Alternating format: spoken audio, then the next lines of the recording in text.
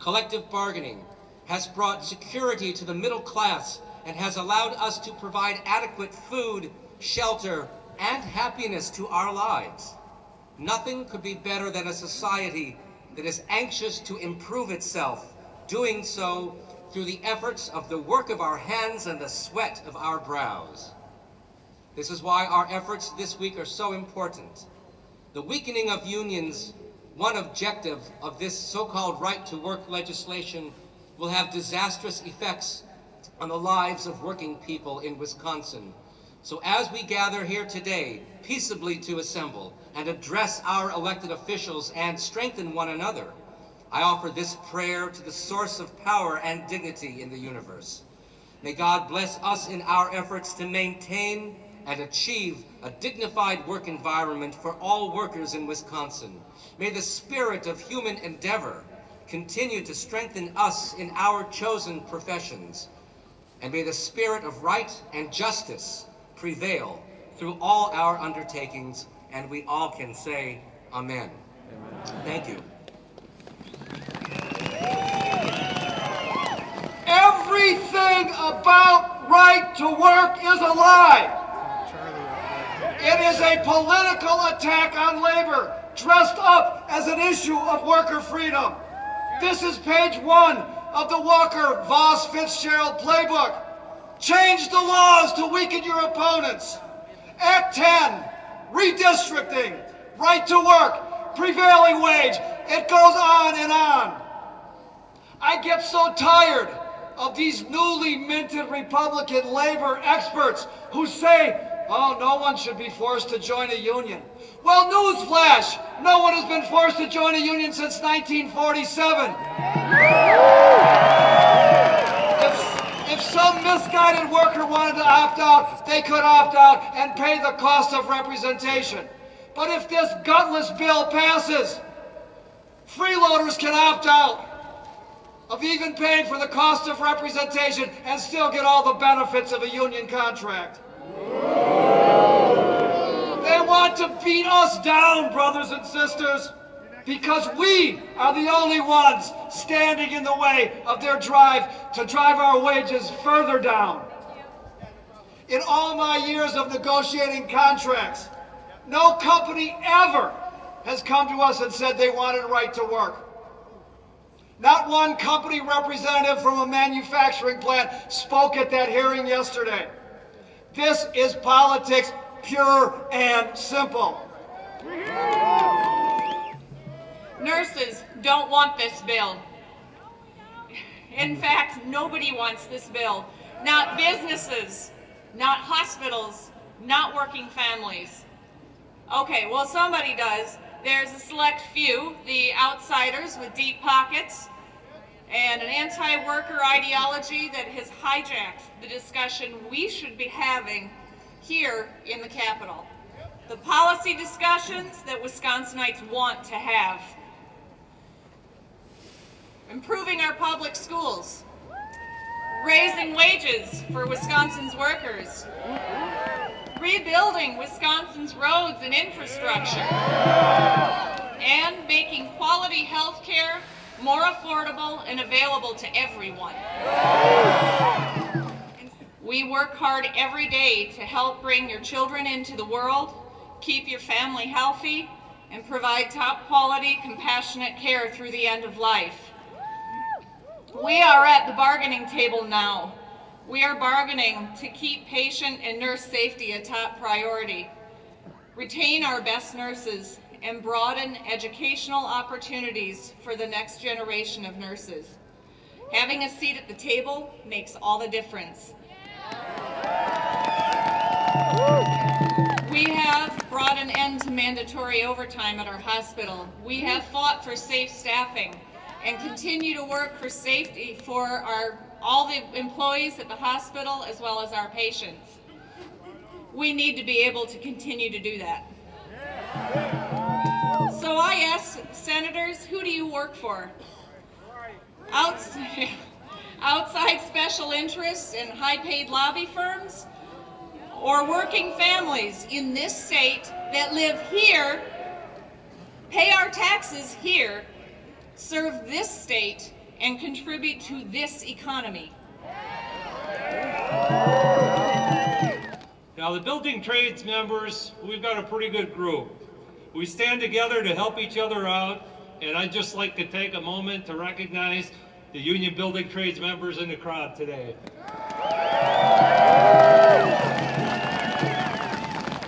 Now, over the past couple days, I've heard a lot of unrealistic arguments in support of right to work, and I'm sure that all of you have too.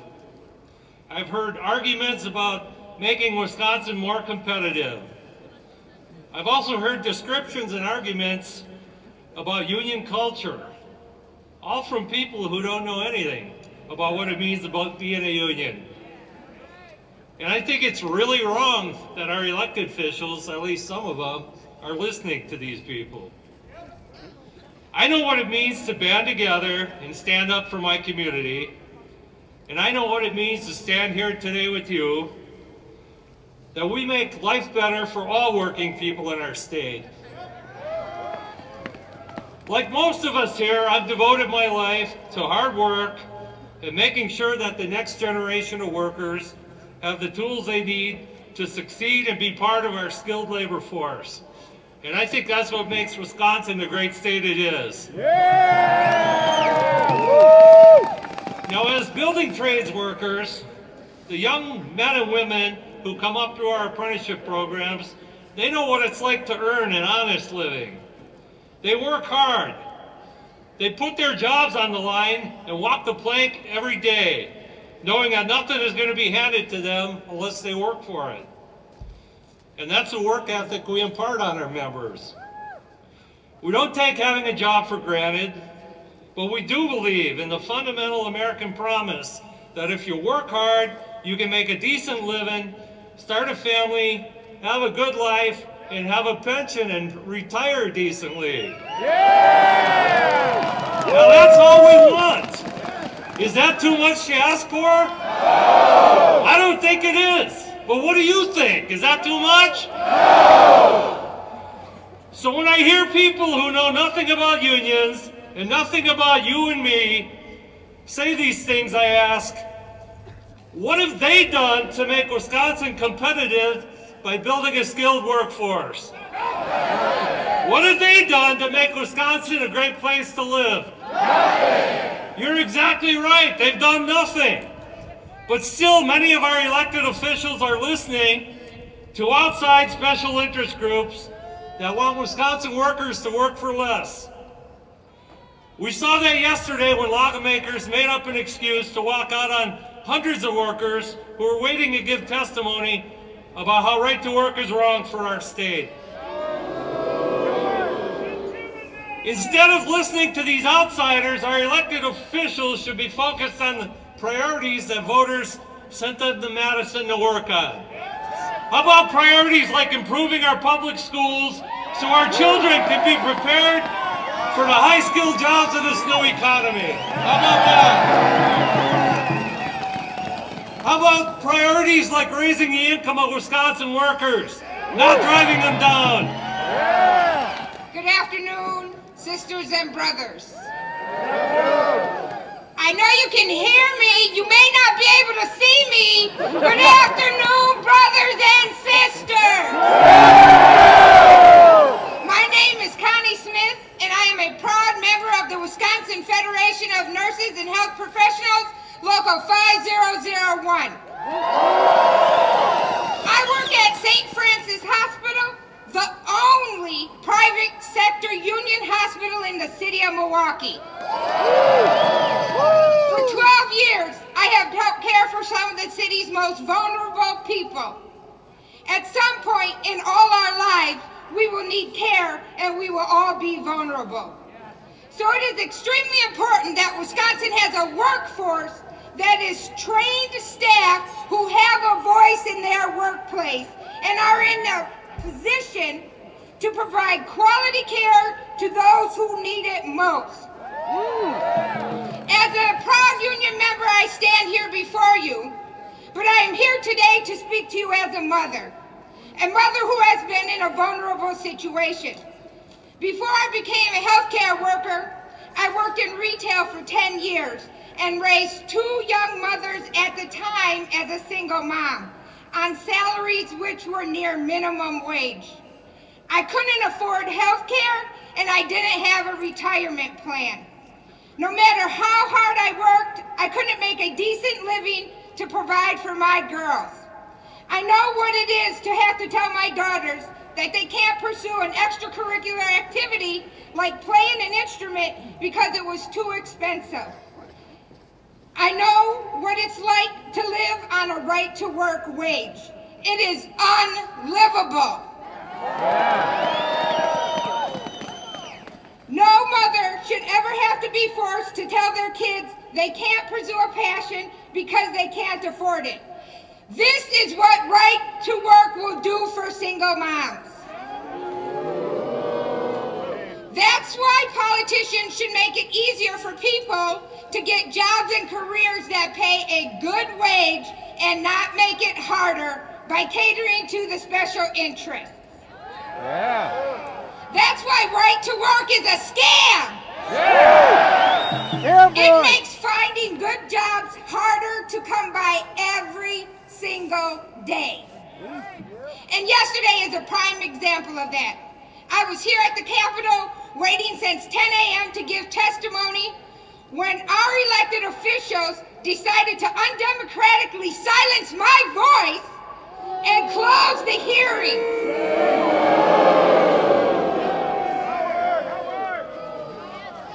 So I am here today because I will not be silenced. We will not be silenced. And I will not let our elected leadership get away with pushing through a bill that will hurt Wisconsin families all over the state. I will not let elected officials make it harder for single mothers and hard-working families to get ahead. So sisters and brothers, will you stand with me? Yeah! Will you stand with me? Yeah! And I will stand with you. Yeah! Thank you very much.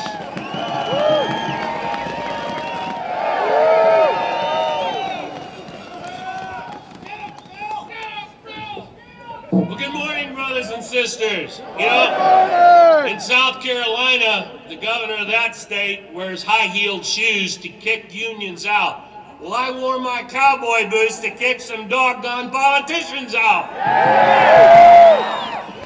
Well, good afternoon, and thank you all for coming out. We're certainly not going to let a little bit of snow dampen our spirits, are we? No matter what the outcome is today or later this week, we will not give up, will we? No!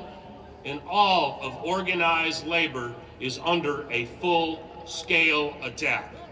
And this will end up being one of the darkest chapters in organized labor's history if Wisconsin becomes the 25th state to succumb to the right to work for less law.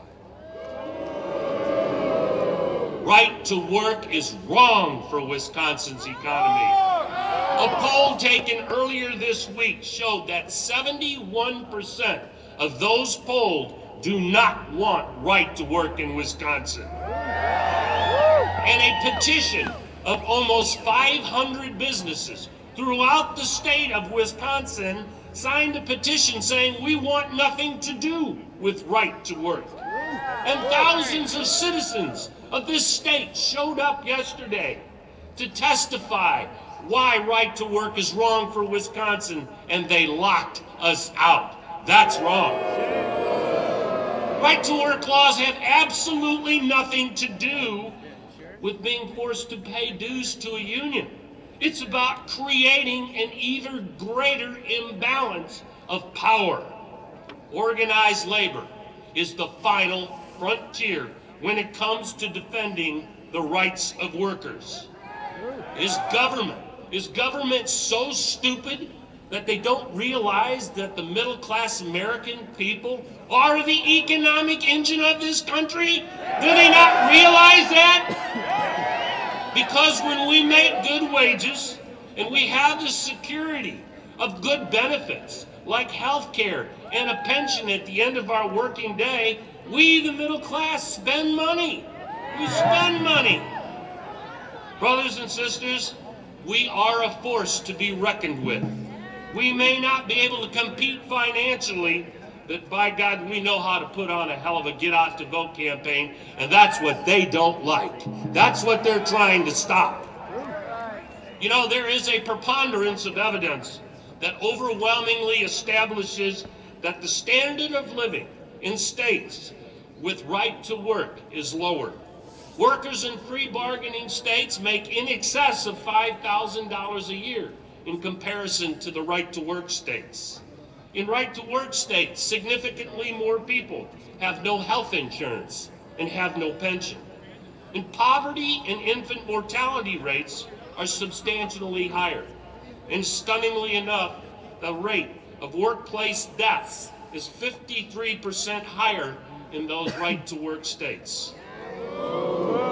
Right-to-work states spend less on education, have fewer students proficient in math and reading, and have proportionately fewer residents that graduate from high school and attend college. Look, let me tell you, there's a lot of organizations out there that require individuals to pay dues. And to name one, the Bar Association. The Bar Association, as an attorney, a lawyer that would wish to defend you, cannot appear in the court of law unless they pay dues to the Bar Association. It is required. It is required to pay dues to the Bar Association. Even my 7-year-old grandson pays dues to belong to the Cub Scouts.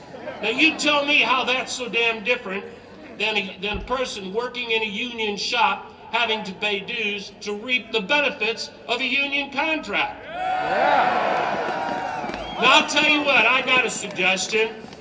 If Wisconsin wants to enact a right-to-work law, then I would suggest that they enact an overall right-to-work law that allows all of the workers and all of the citizens of this state to pay their fair share of taxes in this state if they choose to do so. So what's the difference? You work in a union shop, you pay union dues. You work in the state of Wisconsin, you pay taxes. But it's okay. Wisconsin lets all of these large corporations come into this state, make huge profits, and don't pay a dime in taxes. What's wrong with that? What's disgusting? Union busting! What's disgusting? Union busting! What's disgusting? Union busting! All right. Union busting! What's disgusting? Union busting! Okay, just so I got that.